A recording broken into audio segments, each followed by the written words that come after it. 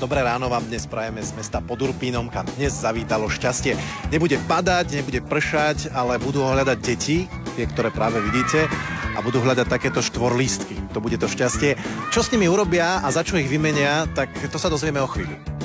Veru až o chvíľu. Predtým sa museli tí najmenší pekne zapotiť. Čakala ich náročná úloha. Rozbehli sa po ihrisku a hľadali štvorlístky. Deti, ktoré vlastne zbierajú štvorlístky, sú z klubových aktivít občianskeho združenia Nádej deťom, ktoré vlastne pracuje od 98.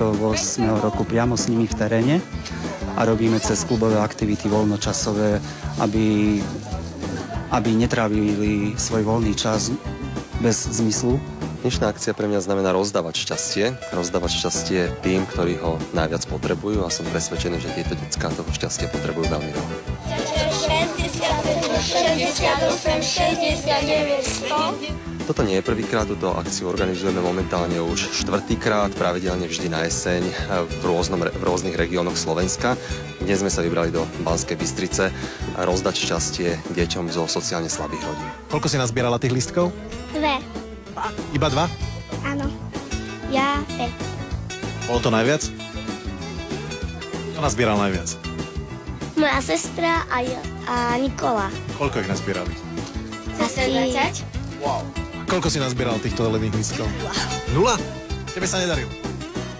Deti nazbierali zo 104 lístkov, konkrétne 97.